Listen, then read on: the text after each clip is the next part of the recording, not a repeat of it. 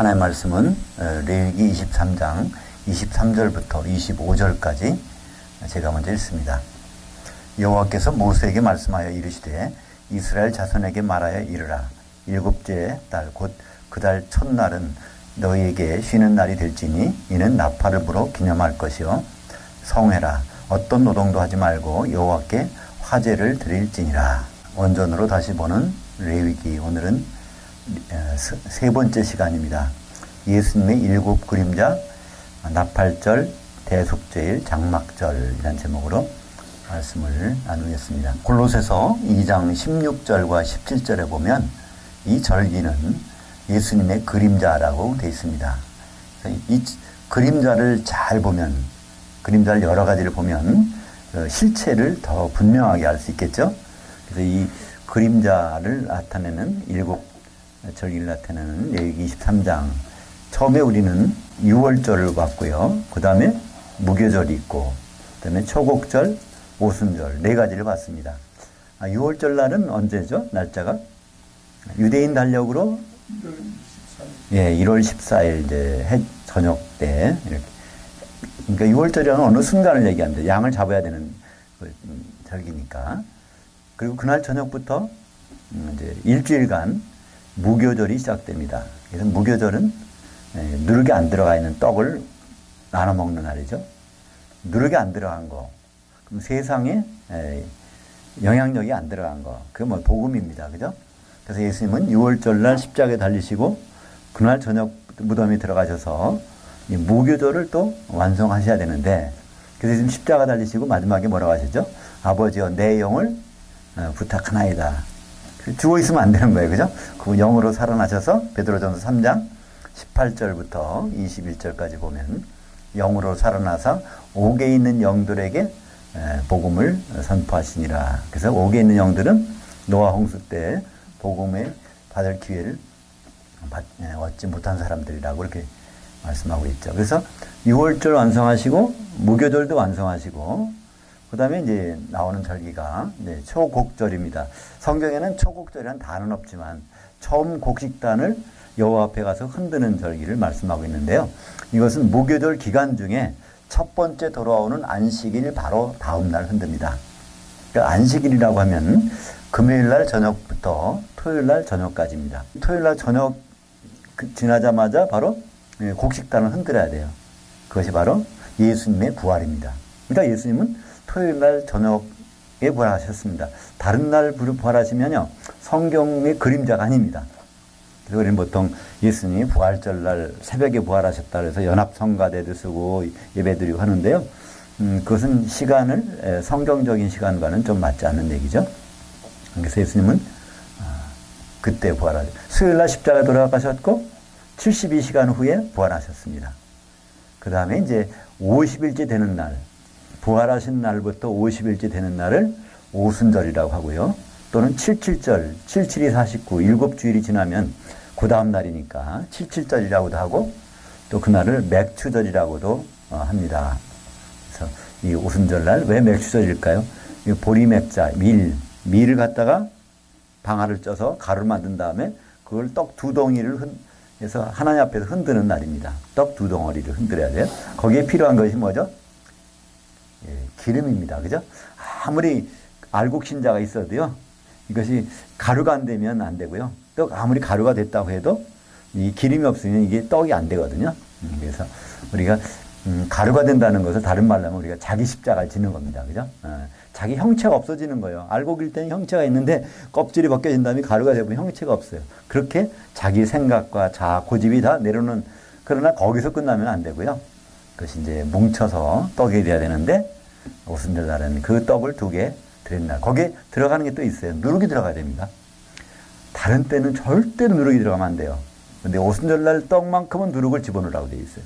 왜 그럴까요? 주님의 교회가 탄생되는 날 우리가 다 자기 개인 깨끗하고 죄다 씻고 모든 걸 깨끗한 상태에서 시작할 수 없다는 거예요. 그죠? 세상적인 영향력 다 가지고 그런 대로 해서 시작된 교회가 바로 오순절날 교회입니다. 그러나 그대로 머물러 있으면 안 되고 너는 누룩이 없어져야 되는 자인데, 그래서 묵은 누룩을 내버리라. 그래서 우리는 누룩을 자꾸만 이제 제거시키는 작업을 해서 주님 오실 때는 우리가 누룩이 들어있는 상태가 있으면 안 되겠죠. 이제 그리고 나서 유대인 달력으로 7월 1일 날, 우리 음력으로는 이제 8월 1일이 됩니다. 그죠?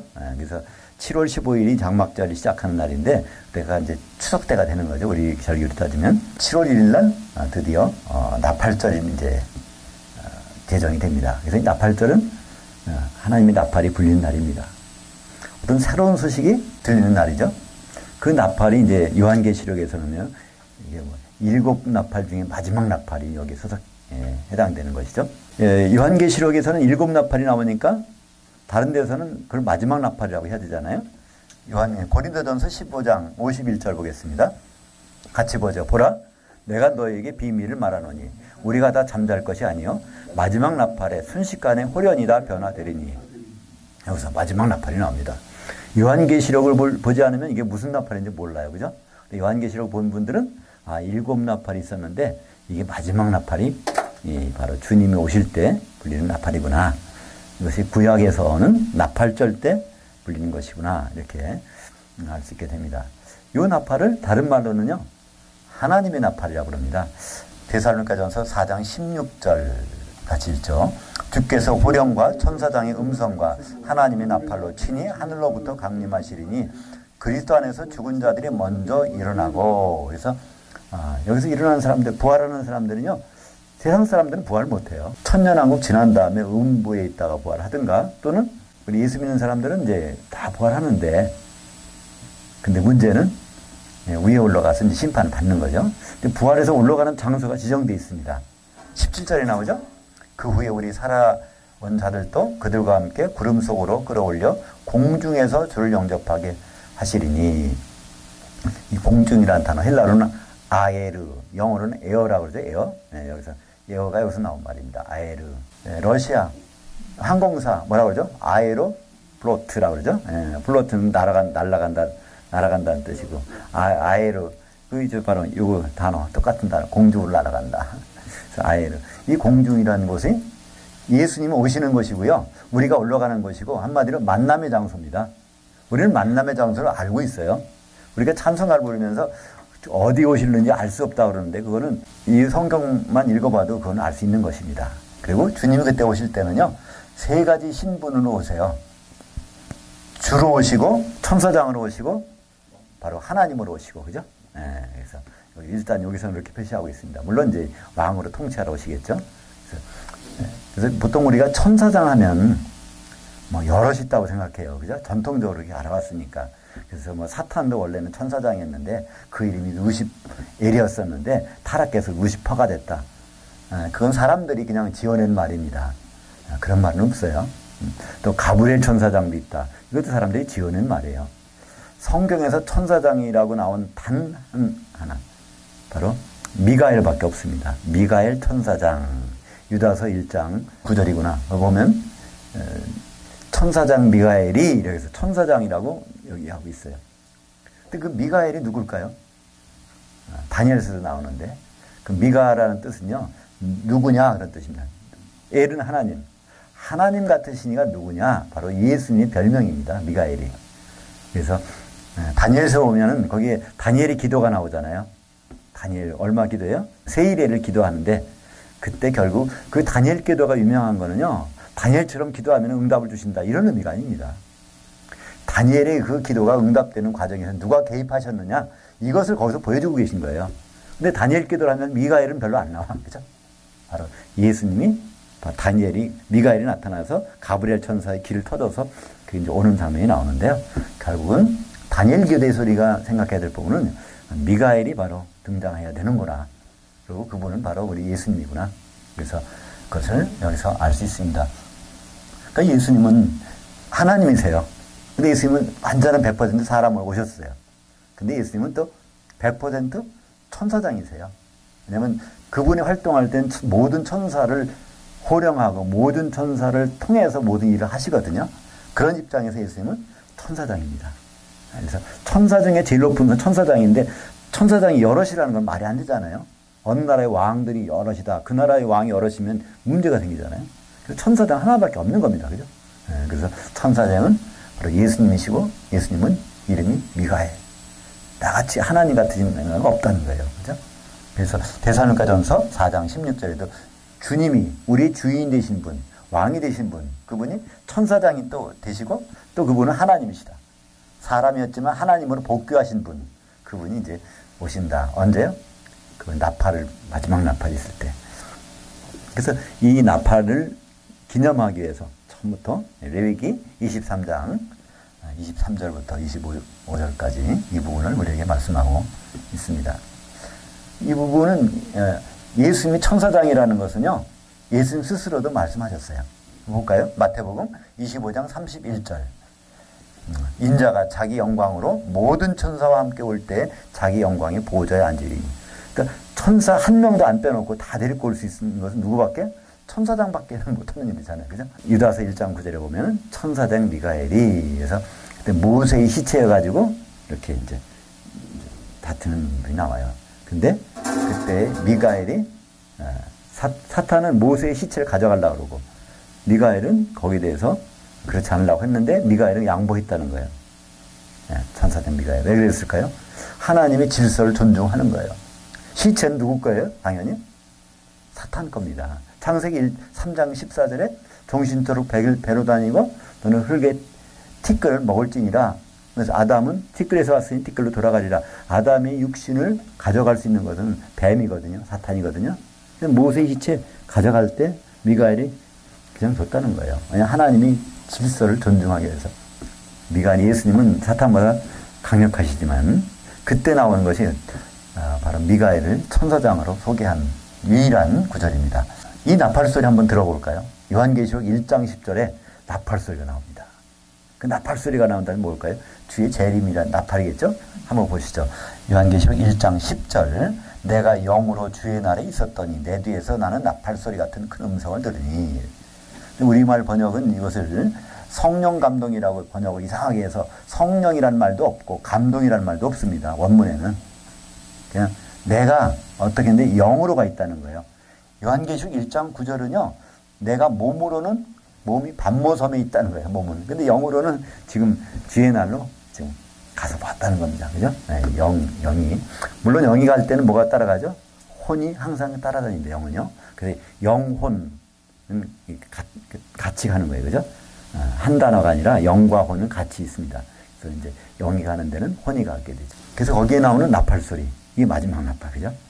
그래서 이것만 봐도, 사도 요한이 갔었던 곳은 바로 재림 때였구나. 재림 마지막 나팔이 울릴 때니까 그걸 듣고 거기는 광경을 목격하기 시작합니다. 주님이 어디 있어요? 7 교회 한가운데에 뭐. 그러니까 교회는 올라가고 주님은 하늘에서 내려오시고 거기 만나는 장면에 뭐가 보여요? 마지막 나팔이 딱 울리더라. 그죠? 저 얼마나 이제 사도 요한이 감격했겠어요. 이 나팔 소리가 들리네. 근데 그 나팔 소리는 누가 들어야 돼요? 우린 다 들어야 돼요. 또 들을 것입니다. 올라갈 테니까. 그리스도 안에서 죽게 돼도, 그리스도 안에 있으면 살았어도 그 나팔 소리에 호련히 변해서 이제 올라가게 되는 것이죠. 요한계시록 10장 7절에 7째 천사가 소리내는 날, 그러니까 그의 나팔을 불려고 할 때 마지막 나팔을 부는 것이죠. 그때 하나님의 그 선지자들에게 임하신 전하신 복음과 같이 하나님의 그 비밀이 이루어지리라 하더라. 그때 하나님이 종 그 선지자들에게, 요 선지자들은요 사실은 신약의 선지자들입니다. 누굴까요? 사도들. 구약의 선지자들이 있지만 구약의 선지자 하는 일은 다 끝났어요. 어디서 끝났을까요? 누가복음 16장 16절에 보면 모든 율법과 선지자는 세례 요한의 때까지니, 그 이후로는 천국 복음이 선포돼서 천국으로 사람들이 그 복음을 들어가게 돼 있다는 겁니다. 그렇기 때문에 구약의 선지자의 말을 대로 하는 것이 아니라 바로 신약의 선지자인데, 이 신약의 선지자는요 에베소서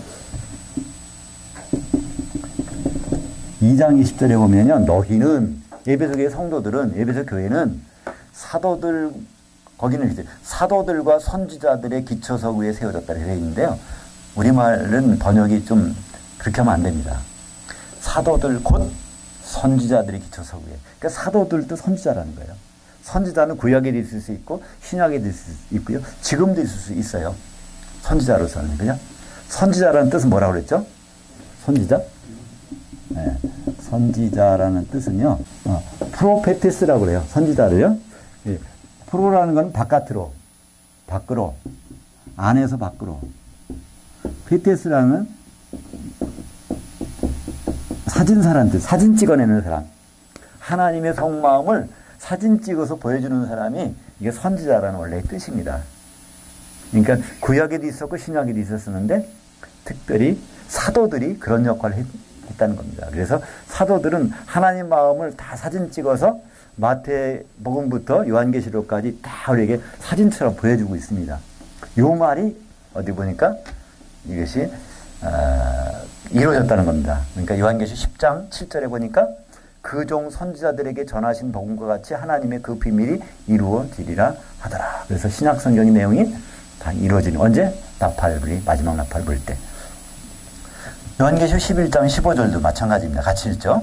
일곱째 천사가 나팔을 불 때 하늘에 큰 음성들이 나서 이르되 세상 나라가 우리 주와 그의 그리스도의 나라가 되어 그가 세세토록 왕노로 다시리로다 하니. 그러니까 마귀가 공중권세 잡고 있는 이것이 이제는 그리스도의 나라로 천년왕국이 돼서 세세토록 왕노로 다시리라. 그러니까 왜 세세토록이냐면 원래는 천년, 그 다음에 백보자 심판 끝난 다음에 또 다시 이제 예수님은 계속 그 일을 이루어가기 때문에 여기는 세세토록이라고 이렇게 표현되어 있습니다. 그래서 나팔절은 유대인들은 민간달력으로는 이날이 설날이라고 그래요. 유대인들이 정초예요. 종교력으로는 7월달이지만 유대인들은 이때부터 새로운, 그러니까 신세계가 시작된다. 새로운 세계가 펼쳐진다. 이것이 바로 그 나팔절의 뜻입니다. 그래서 이제 우리는 나팔이 불면 공중권세 잡은 자가, 공중은 똑같은데 거기에서 이 권세가 어떻게 돼요? 이양이 돼요. 그죠? 정권 이양. 마귀가 공중권세 잡았는데 이제 그것이 예수님이 공중권세 잡아가지고 천년왕국이 이루어지는 그 새 시대가 오는 것이 바로 나팔절을 중심으로 해서 시작됩니다. 그래서 나팔절을 불린 다음에 열흘 있으면 이것을 대속죄라고 합니다. 순서가 그래요. 우리가 나팔절이 불리면 우리는 부활할 겁니다. 그래서 공중에 올라갈 거예요. 그 다음에 이제 거기서 다음 절기가 나와요. 그것이 대속죄, 그리스도의 심판됩니다. 그러니까 예수님이 오시는 목적은 결혼하러 오시는데, 그죠? 1차적으로. 그러니까 결혼하려면 상대자가 제대로 준비되어 있는지 안 되어 있는지를 이제 살펴봐야 되지 않습니까? 그걸 누가 살펴볼까요? 예수님이 살펴보는데 중매쟁이가 봐야 될 거잖아요. 그죠? 그러니까 사도들은 이 복음을 전하는 사람이기도 하지만 사도들은 다른 말로 중매쟁이입니다. 그것이 고린도후서 11장 2절에 보면 나 사도인데 나는 중매쟁이야. 이렇게 소개를 하고 있어요. 그리스도께 정결한 처녀로 너희를 중매했느니라.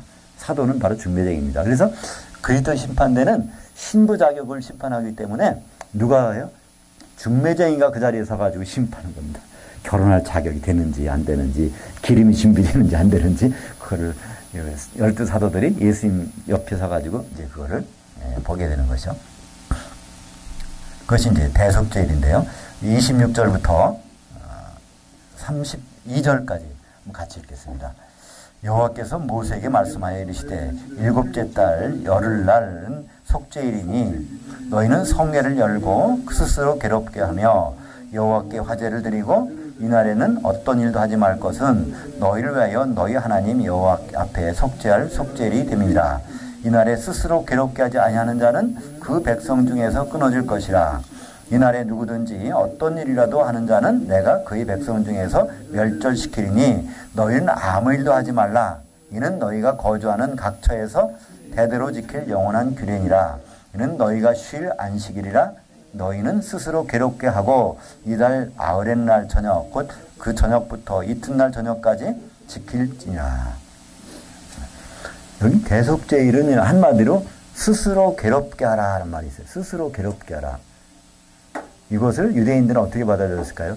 금식으로 받아들였습니다. 그래서 이날은 공식적인 금식이에요. 유대인들에게는 많은 그들은 금식을 많이 합니다. 근데 그건 자기 스스로 하는 거고 공식적으로 금식하는 건 하나밖에 없어요. 우리는 어떤 사람들은 그러잖아요. 예수님이 40일 금식했으니까 나도 해야지. 그래서 40일 금식하는 분들이 있어요. 얼마나 힘들까. 저는 그렇게 못할 것 같은데. 그래서 금식 같은 걸 대단하게 생각하잖아요. 근데 이것을 율례로 규정으로 나온 거는요. 딱 대속죄일 날 하루 금식하라는 거예요. 그날 저녁부터 그 다음에 24시간 동안 이것을 금식. 그러니까 스스로 괴롭게 하는 것 중에 가장 괴로운 일이 아마 안 먹는 거다 생각하는 말이죠. 그러니까 우리가 여러 가지 우리는 욕구가 있잖아요. 여러 가지 욕구가 있는데 그 중에서 가장 큰 힘든 게 결국 이것까지요. 안 먹으면 뭐 아무리 그 부처님 같은 분도 3일 굶으면 뭐 담을 넘는다는 말 있듯이 그래서 스스로 괴롭게 하는 날이 이제 대속죄일인데 그런 일이 벌어질 수 있다는 것을 기대하라는 거예요. 그러니까 그것을 안 당하도록 기념하는 날이 바로 이 대속죄일인 겁니다. 그때 까딱하면 나락으로 떨어진 1000년 동안 어디 가서 그 일 때문에 그거를 이제 영원한 금식, 그러니까 1000년의 금식이 될 수 있잖아요. 식사를 주님과 하나님과 같이 못하는 금식이 될 수 있습니다. 그래서 예수님은 이것을 이렇게 말씀하셨어요. 마태복음 9장 15절 같이 보죠. 예수께서 그들에게 이르시되 신부실 아들들이 신랑과 함께 있을 동안에 슬퍼할 수 있느냐? 그러나 신랑을 빼앗길 날이 있으리니 그때는 금식할 것이니라. 그러니까 이 아들들은 하나님의 아들들입니다. 그러니까 예수 믿어서 구원받은 사람들, 하나님의 자녀가 된 사람들이에요. 근데 보통 우리는 주님과 같이 있다고 합니다. 그러나 신랑을 뺏기는 사람들이 아들 중에 생긴다는 거예요. 하나님 자녀 중에 신랑을 뺏기는 일이 생긴다는 겁니다. 거기 이제 마태복음 25장에는 거기는 아들들이 아니라 처녀들로 나오죠. 열처녀로서. 그 중에 뺏기는 사람이 나오잖아요. 그죠? 그런 일이 반드시 벌어진다는 것을 예수님 직접 이렇게 말씀하셨습니다. 그 뺏기게 되면 금식한다는 거예요. 1000년 동안 불 섞인 바다에 나가서 그 스스로 고통을 당하는 일을 거기서 하게 된다고 말씀하고 있습니다. 마태복음 19장 28절 여기 보니까 이걸 가려내는 사람들 여기 소개하고 있네요. 같이 보죠. 예수께서 이르시되 내가 진실로 너에게 이르노니 세상이 새롭게 되어 인자가 자기 영광의 보좌에 앉을 때 나를 따르는 너희도 12보좌들이 앉아 이스라엘 12지파를 심판하리라. 그러니까 이스라엘 12지파는 우리 성도들이고요. 우리를 심판할 사람. 그러니까 우리는 너무나 많은 혜택을 받은 겁니다. 그죠? 특별한 혜택을 받은 거예요. 시험을 치르는데 시험 문제도 알고 답안지도 알고 채점관도 알고 감독관도 알고 다 알잖아요. 그죠?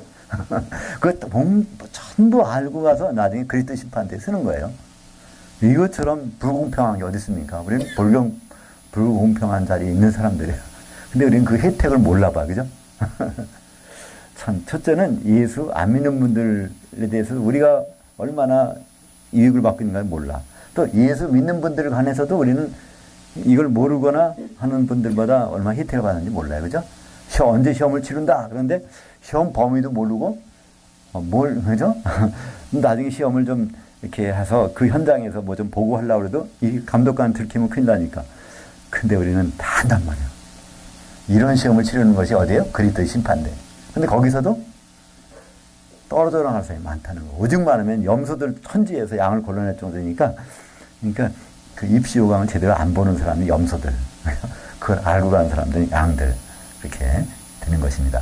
마태복음, 그러니까 요 그리스도 심판대를 표시하는 것 하나 보죠. 마태복음 25장 10절. 그들이 살아간 사이에 신랑이 오므로 기름 준비했던 자들은 함께 혼인잔치에 들어가고 문은 닫힌지라. 여기서 혼인잔치 문이 닫혀버리는 경우가 생긴다는 겁니다. 그들은 누굽니까? 여기서 기름 준비 안 한 사람. 열처녀가 다 등을 들고 왔지만 준 신랑이 왔을 때 갑자기 기름 사러 나가는 사람이 있어요. 여기서. 그 기름 구하러 가는 사람들이 이렇게 가는 사이에 이제 이런 일이 벌어지는 것입니다. 물론 그 다음엔 달란트의 비유도 있고요. 달란트의 비유는 뭡니까? 그거 혼자 갖고 자기 혼자 신앙으로 이끄는 사람 나중에 그 뺏기잖아요. 그걸 가지고 남긴 사람 그 소유를 맡겼다고 돼요. 달란트를 맡겼어요. 우리는 보통 달란트를 뭐라고 생각합니까? 재능이라고 생각하잖아요. 재능이 아니에요. 마태복음 25장의 달란트는요. 각각 재능대로 달란트를 나눠준 거예요. 근데 달란트를 거기서 뭐라고 합니까? 주인의 소유라는 겁니다. 주인의 타국에 갈 때 주인의 소유를 나누는데 그게 아마 주인의 소유를 8달란트였나 봐요. 주인이. 그거를 5달란트, 2달란트, 1달란트 전부 나눠주고 갔어요. 각각 재능대로. 근데 거기서 그걸 남긴 사람이, 주님의 소유를 풍성하게 한 사람이 있고, 주님의 소유를 혼자 갖고 있다가 아무것도 안 한 사람이 있어요. 근데 거기서 뭐라고 합니까? 작은 일에 믿음을, 충성이란 말이 원래 없어요. 믿음을 지켰으니까. 우리 말다 작은 일에 충성했으니 내가 큰 거로 맡기라. 믿음을 지켰으니. 작은 일에 믿음. 그러니까 이 세상에는요, 천년왕국의 일에 비하면 작은 일들이라는 거예요. 근데 거기서 그걸 하나 붙잡고 있는 사람 뺏기고 슬피 울며 이를 갈리라. 이게 바로 지옥불에 떨어지는 거잖아요. 주인을 만났으니까 뭐 공중에 올라갔다는 얘기잖아요. 공중에 올라가서 그런 일이 벌어집니다. 그리고 나서 이제 양과 염소의 비유. 마지막에 결론입니다. 마태복음 25장 46절 같이 읽겠습니다. 그들은 영벌에, 의인들은 영생에 들어가리라 하니라. 그래서 앞에 그들은 염소들이고요. 뒤에 그들은 의인들은 양들인데, 여기에 영생, 영이라는 단어가, 영이라는 것이 아이오니오스. 원래 시대라는 말을요, 히브리 말로요, 헬라어로 아이온입니다. 아이온. 영어로는 이언. 이건 시대예요. 이거의 형용사형이 아이오니오스입니다. 그럼 한 시대란 뜻이에요. 한 시대의 삶의, 이게 생이라는 것은 라이프입니다. 한 시대의 삶의 그것이 주님과 더불어 있는 것은 영생이고요. 그것이 지옥에 있는 것은 영벌이라고 여기서 번역을 하는 것 뿐입니다. 이게 그러니까 예수 믿는 분들이 이런 부분을 우리가 아는 것이 당연하지 않겠습니까? 그죠? 분명히 나타날 텐데, 영생이냐 영벌이냐, 천년 동안에 주님과 더불어 있느냐, 천년 동안에 주님과 멀리 있느냐, 이것이 갈라지는데 우리는 거기에 대해 신경을 안 씁니다. 그리고 기준이 아주 간단하잖아요. 사도들이 말을 존중한 사람은 양, 사도들이 말에 그걸 존중하지 않은 사람은 염소. 그러니까 우리는 우리가 무슨 수도원에 들어가고 고행을 하고 뭐 많은 일 봉사를 하고 그게 기준이 아니라, 사도들이 지금 기록을 존중해서 보는 사람은 그냥 양들이라는 거야. 주님 보시기에. 참 너무나 간단하고 쉬운 그런 내용인데 우린 그것을 그냥 지나가고 있다는 것을 볼 수 있습니다. 고린도후서 5장 10절. 여기 다시 채점하는 기준이 나옵니다. 그리스도 심판대에서 심판받는 재판 기준이 나와요. 우리가 다 반드시 그리스도 심판대 앞에 나타나게 돼요. 여기서 우리가 누구죠? 예수 믿는 사람입니다. 그죠? 고린도 교회 사람, 예수 믿는 사람들이니까 거기 있겠죠. 그죠? 우리가 다 반드시 그리스도의 심판대 앞에 나타나게 돼요. 각각 선악간에 그 몸을 통해 행한 것을 따라 받으려 함이라. 그래서 그 몸은 단수입니다. 우리 각자 몸들이 아니야. 우리 몸뚱이가 이렇게 심판받는 게 아닙니다. 그 몸, 예수 그리스도 몸, 교회에 선한 일을 했느냐, 악한 일을 했느냐, 선악의 기준이 분명히 나타납니다. 이 기준은 창세기부터 설정이 됩니다. 창세기 2장 18절 같이 보죠. 여호와 하나님이 이르시되 하나님이 혼자 사는 것이 선하지 아니하니 내가 그를 위하여 돕는 배필을 지으리라 하시니라. 아담이 혼자 사는 것 하나님께 선하지 않아요. 하나님의 선은 아담이 결혼하는 거예요. 그러면 아담이 결혼하는 것이 하나님의 선인데, 아담은 누구의 모형이요? 오실자의 모형이라고 했잖아요. 로마서 5장 14절에 아담은 오실자의 모형이에요. 그러니까 재림 예수의 모형이에요. 그죠? 오신자가 아니라 초림 예수가 아닙니다. 재림 예수의 모형이에요. 그러면 아담과 결혼할, 거기에 준비한 사람은 선한 일을 한 것이고요. 그렇지 않은 사람은 악한 일을 했다는 것입니다. 물론 우리말 성경 나중에 읽어보시면요, 그렇지 않아요. 뭐라고 되어 있냐면 창세기 2장 18절 여호와 하나님이 이르시되 사람이 혼자 사는 것이 좋지 아니하니. 그러니까 이걸 받아들여, 우리 결혼해야 되나 봐. 하나님 뜻은 우리가 결혼해서 하나님 뜻대로 잘 복받고 살아야 되는가 보다. 이렇게 생각하도록 번역이 되어 있어요. 근데 여기는요, 원래 아담이 혼자, 예수 그리스도의 모형인, 그러니까 주님이 반드시 결혼하시겠다는 이것을 선언하고 있는 것인데, 그게 하나님의 선인데 우리는 그냥 우리 결혼 생활 잘해야 되나 봐. 이혼하면 큰일 나나 봐. 뭐 이런 것만 생각하지 하나님 뜻과는 관계없는 걸 가지고 선악의 기준을 삼고 있다는 것이죠. 그 다음에 이제 장막절이 마지막 7번째 절기 장막절입니다. 33절부터 34절까지 읽겠습니다. 여호와께서 모세에게 말씀하여 이르시되 이스라엘 자손에게 말하여 이르라. 7째 달 15날은 장막절이니 여호와를 위하여 이래 동안 지킬 것이니라. 여기도 장막절로 통일하면 좋은데 초막절이라고 우리말 번역은 초막절이에요. 근데 장막절, 초막절은 똑같은 겁니다. 우리가 뭐 세례냐 침례냐 그러지만요. 그건 똑같은 거예요. 하느님이냐 하나님이냐 그 원래 그 말이 똑같아요. 우리말 가지고 싸우는 거죠. 그죠? 근데 통일하려면 요한계시록에서는 초막이 안 나오고 다 장막이 나옵니다. 성경 전체에 이제 그렇게 결론 나기 때문에 장막절이라고 하면 우리가 이해가 쉬운데 왜 자꾸 초막이라고 해놓는지 이제 번역하시는 분이 좀 왜 그랬는지 이해는 잘 안 갑니다. 근데 이 장막절은 참 중요한 날입니다. 예수님은요, 율법을 1.1획도 다 지킨다고 하셨어요. 그죠? 그걸 완성하라고 하셨기 때문에, 율법을 완성하라고 하셨기 때문에. 그래서 그분은 6월절 지키셨고요. 안식일을 안 지키셨어요. 왜 그럴까요? 그건 주인이니까. 그렇지만 모든 절기 지키셨어요. 그래서 예수님은 6월절마다 예루살렘에 가십니다. 갔다 갔다. 그 3번 나와요. 네 번째 가서 이제 십자가 달리시는데, 근데 예수님이 유일하게 안 지키신 게 있어요. 장막절 날은 예수님이 안 지켜요. 요한계시록 7장에 보면요. 그 초막절 이름에, 그 초막절이라고 번역해놨는데, 초막절 이름에 동생들이 그래요.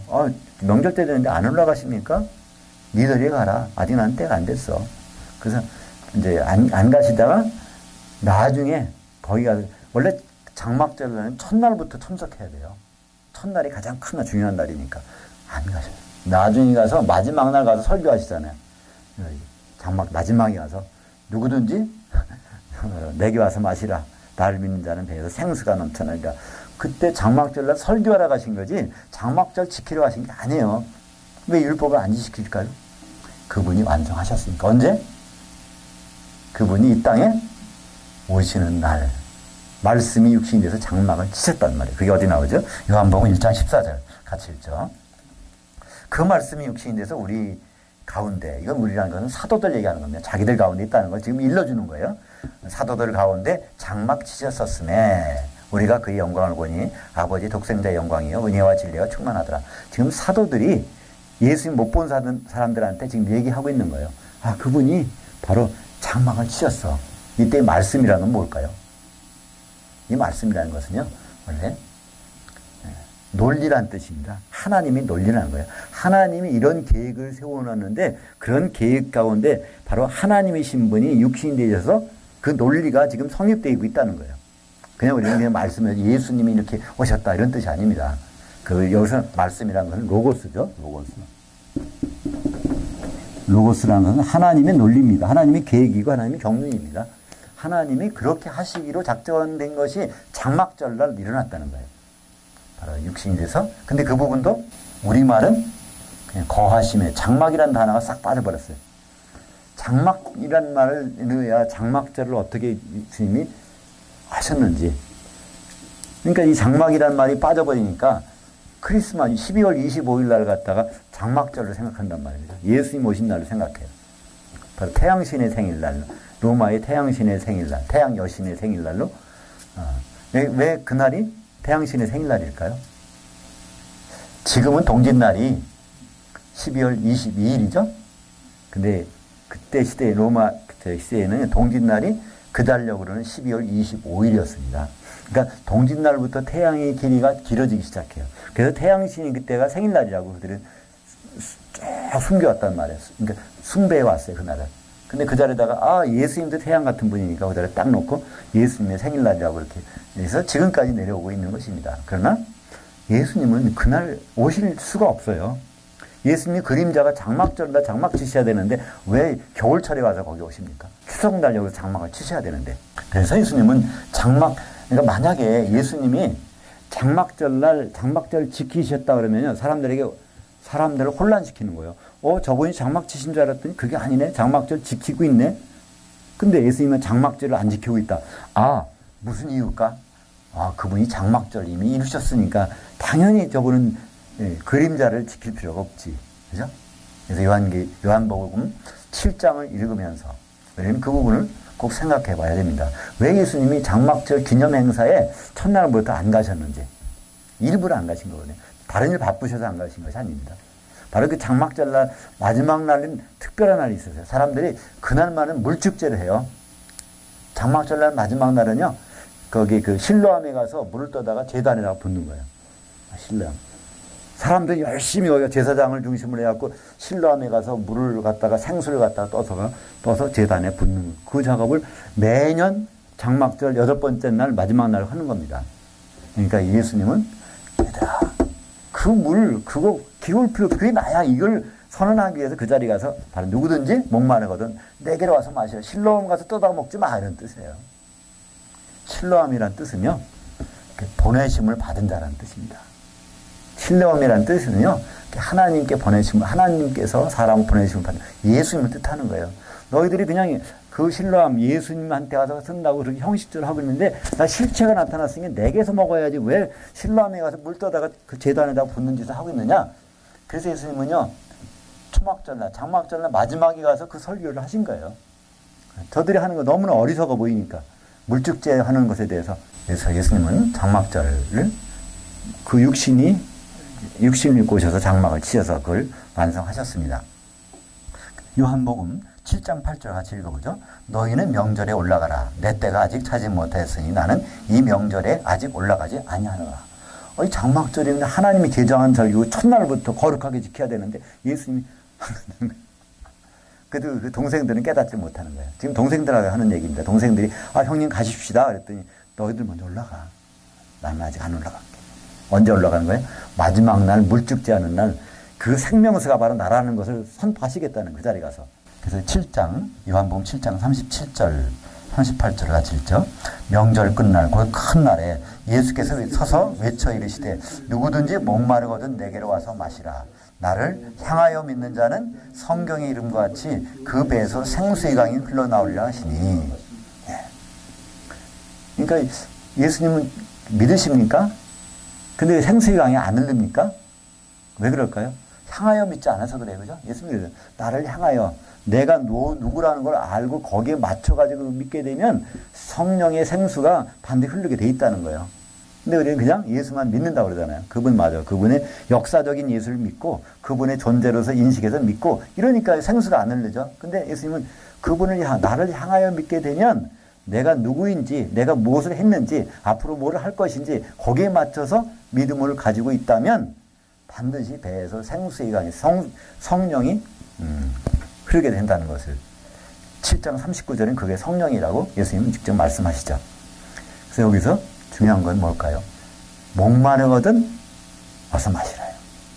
근데 대부분 사람들이 여기서 걸리는 거예요. 목마르지 않으니까 별로 오지도 않으려고 그래요. 그죠? 그러니까 마실 생각도 없는 거예요. 많은 분들이 모이지만 왜 그런 일이 안 일어날까요? 목마른 갈증이 없어서. 그죠? 근데 이 목마름이라는 것도요, 사실은 목마르지 않는 것도 병이라고 하더라고요. 나이가 연세가 드시면요, 물을 자주 많이 드셔야 된대요. 왜 그러냐면, 나이가 드시면 드실수록 목마름의 센서가 고장나가지고 이게 작동을 잘 안 는대요. 그러니까 의도적으로 물을 자꾸 마셔야 됩니다. 이게 젊었을 때는 그 센서가 작동해서 몸에 수분이 부족하면 목마름증이 와서 막 먹게 되는데 이게 나이가 점점 드시면요. 그 센서가 둔화돼가지고 몸에선 수분이 필요한데 목마름이 없다는 거예요. 만약에 영적으로도 마찬가지입니다. 우리가 영적인 것이 수분이 많아서 생명수가 많아서 안 목마를 수도 있지만 그 센서가 좀 고장나가지고 안 그럴 수도 있어요. 그때 우리는 방법이 있습니다. 그 와서 원하고 와서 마시면 됩니다. 예수님은 바로 이 장막절날 와서 그 설교를 하셨어요. 예수님 장막절에 이미 오셨던 분인데 갈 필요가 없었어요. 장막절은 그분이 오셨기 때문에. 근데 할 수 없이 가셨어요. 왜냐하면 사람들이 너무나 엉뚱한 일을 하고 있으니까. 실로암 물가 보내심을 받은 자라는 곳에 가서 물 떠다가 계속 제단에 붓고서 있으니까. 그렇게 하는 동작은 좋은 거예요. 그죠? 그런 메시아를 기다리면서 그걸 기념하고 있으니까. 근데 그분이 나타나는데도 불구하고 알아보지 못하고 여전히 제사장들하고 모여가지고 실로암에 가서 물 떠다가 제단에다 붓는 이런 일을 예수님은 그 일을 하는 현장에서 말씀하셨어요. 바로 너희들이 하는 행동, 이건 그림자고 실체는 나다. 그렇게 말씀하십니다. 그래서 여기서 보면 아직까지는 한 사람도 성령 내리심이 없다 그랬어요. 왜냐하면 십자가에 달리지 않고 죽고 부활하시지 않았기 때문에. 그래야 그분 내가 가야 보내주신다 그랬잖아요. 내가 가지 않으면 그분이 오시지 아니하리니.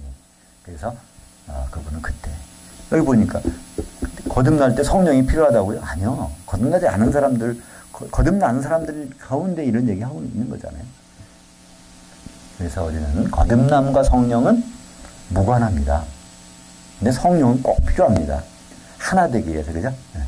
그래서 오순절날 성령이 임하시면서 그 전에 꼼짝 말라고 그랬잖아요. 누가복음 23장 49절인가요? 거기 보면은 그래요. 예루살렘 성을 떠나지 말고 기다리고 있으라. 지금 급하다고 해서 전도하고 선교하고 뛰어다니지 마. 그러는 거예요. 꼼짝하지 말고 성령이 임할 때까지는 여기. 왜냐하면 성령이 임해야 그들이 한 몸이 되고 사도들의 기초석 위에 성도들이 세워지는 교회가 시작되기 때문에 그렇습니다. 그래서 이제 35절부터 40절까지는요, 그날에 해야 될, 장막절날 해야 될 일입니다. 보통 이제 무교절은요, 7일간인데요, 장막절은요, 8일이에요. 하루가 늘어. 그러니까 7월 15일부터 7월 22일까지. 그러니까 일주일 딱 되고 8회 때 되는 날도 그날이 무슨 날이에요? 물축제 날이에요. 그날 사람들은 어디 가서 해서 신라암 가서 물 떠다가 하는 거예요. 근데 이 장막절은 처음에 어떻게 해야 된다고요? 여기 보니까 40절 보겠습니다. 40절 같이 읽죠. 첫날에는 너희가 아름다운 나무 실과와 종려나무 가지와 무성한 나무 가지와 시내버들 가지를 취하여 너희 하나님 여호와 앞에서 이레 동안 즐거워할 것이니라. 여기에 나오는 뭐가 필요해요? 첫째, 다른 건 나뭇가지가 그 장막을 덮고 하는 거예요. 근데 여기 하나, 과일이 하나 나옵니다. 어떤 과일이죠? 아름다운 나무의 과일을 갖고 와야 돼요. 이 아름다운 과일은요, 이게 영광이라는 뜻을 번역할 수 있습니다. 영광. 영광나무 과일. 그게 뭘까요? 그 자리에 장막에 반드시 있어야 되는 거. 예수님은 뭐라고 그러죠? 자기 소개. 내가 참 포도나무라잖아요. 진짜 포도나무. 세상에 있는 포도나무들은 나를 설명하기 위해서 있는 거라는 거예요. 생명의 열매가 열리는 것들이 바로 진짜 포도나무는 나라는 거예요. 그죠? 죄송합니다. 15장 1절에서 그리고 요한복음 15장 4절에서 뭐라고 그래요? 나는 포도나무인데 너희는 가지들이라. 우리 제자들은 바로 이 성도들은 가지라는 거예요. 이 가지가 열매를 내려면 어떻게 돼요? 한 몸 되는 수밖에 없어요. 그죠? 뿌리건 줄기건 잎사귀건 따로 따르면 아무것도 안 돼요. 근데 그들이 열심히 일하면 언제 나무 열매가 열려. 그죠? 열매가 드디어 열리기 시작합니다. 영광나무 열매. 우리가 그 열매를 맺기 위해서는 하나가 되는 수밖에 없죠. 이것이 요한계시록에 보면 어떻게 나와요? 생명나무로 나오죠. 그죠? 생명나무인데 강 좌우편에 있어. 그게 왜 좌우편에 있을까요? 그건 무슨 뜻이죠? 강 좌우편에 있다는 건 다른 백향목은 안 돼. 예, 나무, 그러니까 포도나무밖에는 그렇게 안 되잖아요. 그죠? 생명강이 흐르는데 여기도 있고 여기도 있고 여기도 있고. 그 포도나무 가지가 이렇게 돼 있거든요. 그죠? 포도나무만이 가능한 것이에요. 요한계시록 보면은 생명나무는요, 포도나무만 가능한, 강 좌우편에 있을 수 있는 거는. 물론 이제 강이 조그마면은 되겠지만 강이 넓은 강이라고 생각해 보세요. 그러면 이쪽에 있고 저쪽에 있는 거는 가지가 쭉 퍼져서, 그죠?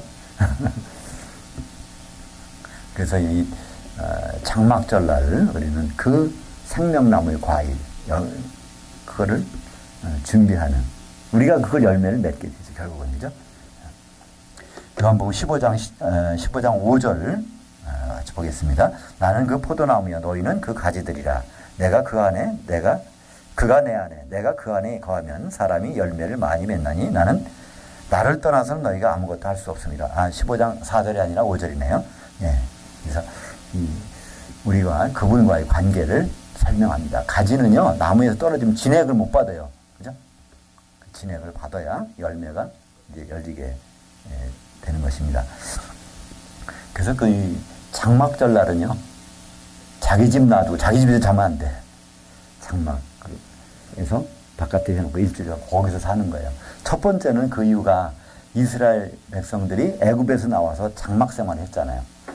그때에 하나님께서 함께 하셨던 걸 기억하는 거. 낮에는 구름 기둥, 밤에는 불 기둥으로 보여주고 인도했던 그걸 기념하면서 그 시절을 기념하며 첫째는.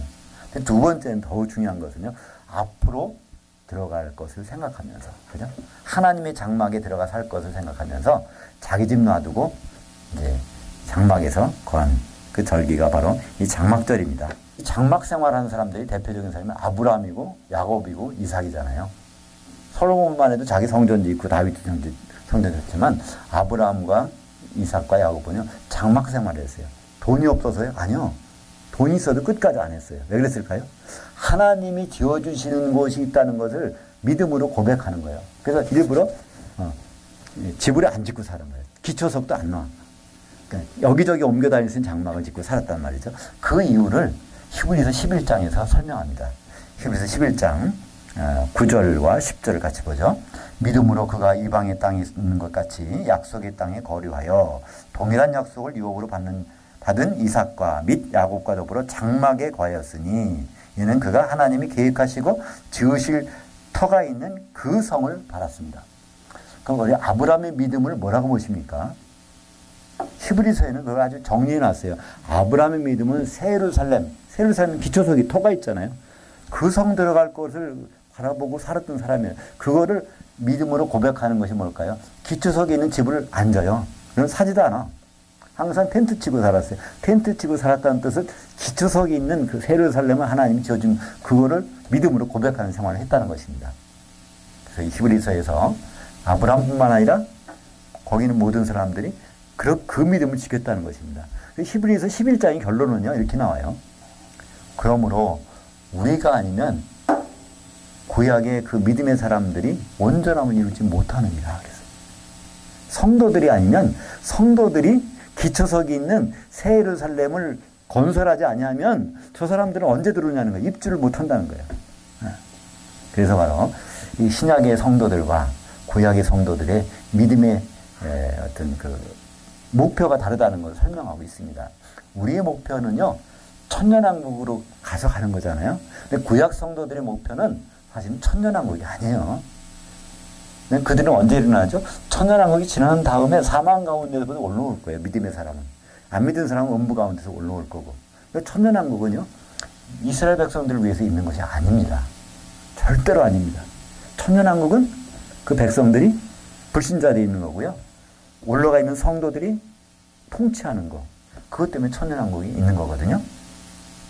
그래서 그 하나님의 장막을 어디다가 설치하는지를 요한계시록 7장 15절은 우리에게 말씀해 주고 있습니다.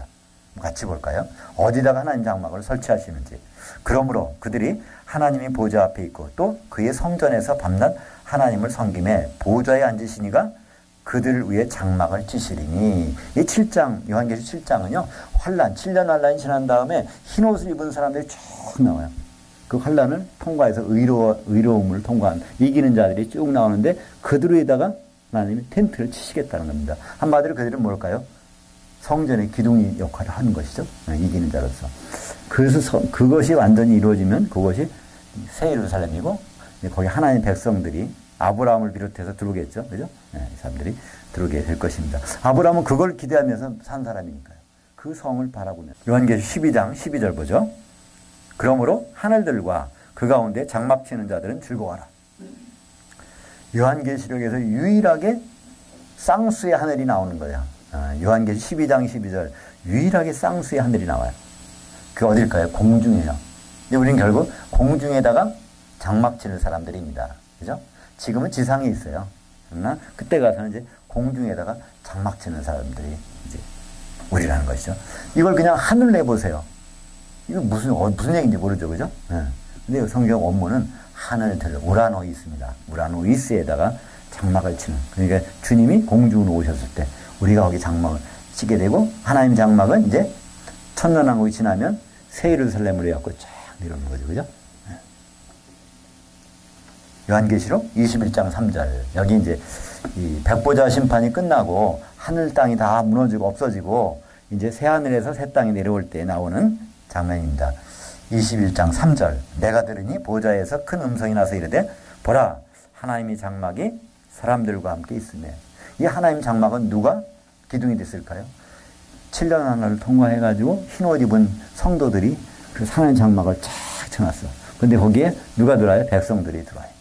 이 백성들은 20장에서 불못까지 아는 생명체 이름이 있는 사람들이 이제 여기 들어오는 겁니다. 그것이 바로 21장 3절에 하나님의 장막이 나오고 이것은 바로 어린 양의 신부인 새 예루살렘이죠. 요한계시록 22장 이제 그러면 여기 장막절날 무슨 행사가 있었죠? 물 떠다가 붙는 행사가 있었잖아요. 실로암에서. 이것이 이제 요한계시록에서 어떻게 나오는지 한번 보죠. 22장 1절과 2절 보겠습니다. 또 그가 수정같이 맑은 생명수의 강을 내게 보이니 하나님과 및 어린 양이 보호자로부터 나와서 길 가운데로 흐르더라. 강 좌우에 생명나무가 있어 12가지 열매를 맺히되 달마다 그 열매를 맺고 그 나무 잎사귀들은 만국을 치료하기 위하여 있더라. 예. 여기 생명수의 강이 나옵니다. 근데 그 강이 어디서 나오냐면 이 보호자에서 나와요. 근데 보호자는 하나님의 보호자인데 거기서 어린 양이 같이 앉아 있어요. 근데 같이 앉은 그 자리에 또 생수가 나와. 그러니까 성부, 성자, 성령이 다시 한 몸이 된 거예요. 그죠? 지금은 성부, 성자, 성령께서 별도로 사역하시는 것처럼 보여요. 지금은. 구약시대 때는 엘로힘으로 같이 계시다가 신약시대 때 아들이 육신을 입고 오셨고 그다음에 십자가에 죽으셨고 아버지는 하늘들에 계시고 그 아들이 이제 보혜사 성령을 보내시기 위해서 올라가셨고 지금 보혜사 성령은 교회 가운데 계시고 또 신약시대에는 세 분이 따로따로 움직이는 것처럼 보이는 수밖에 없어요. 그러나 마지막에 결론을 보면 바로 하나님은 전능하신 하나님과 어린 양이 같은 자리에 있어. 그 보좌가 단수예요. 한텐데. 근데 그 보좌에서 나오는 것은 생수가 나와요.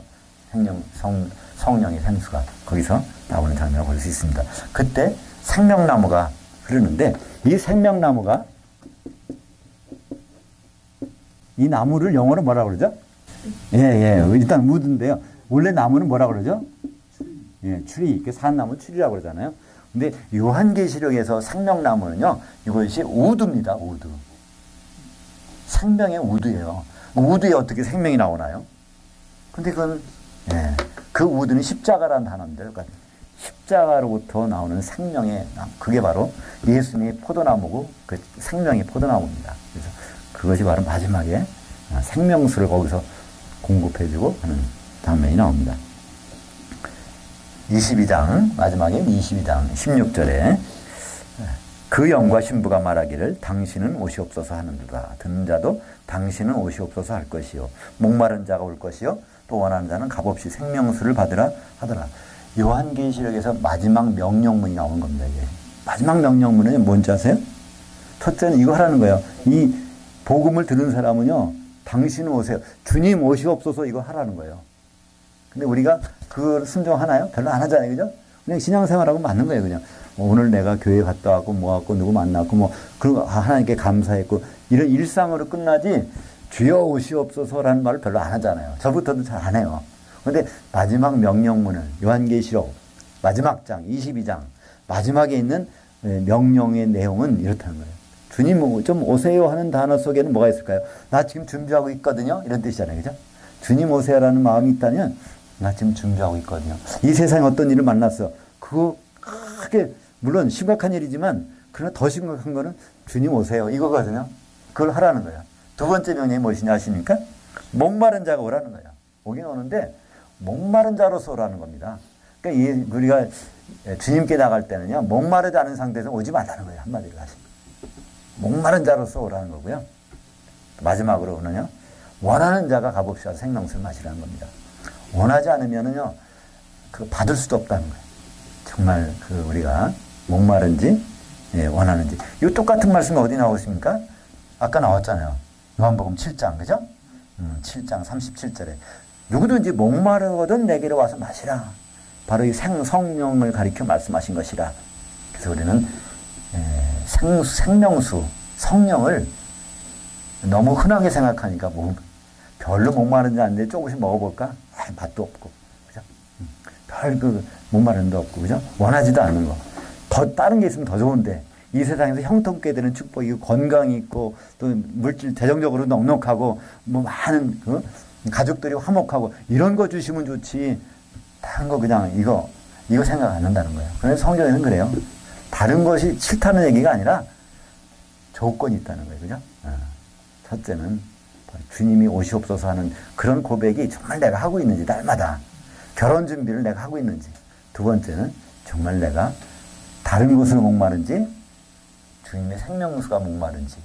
그리고 정말 내가 다른 것보다도 먼저 그것을 원하는지. 이것이 바로 장막절날 메시지입니다. 그래서 주님은 장막절날 가서 마지막 날 물축제 날 가서 이 설교를 하셨어요. 누구든지 목마르거든 내게로 와서 마시라. 구약의 레위기 23장에 나온 장막절이고 주님이 그것을 선언하셨고 지금도 그것은 유효합니다. 기도하겠습니다. 하나님 아버지 감사합니다.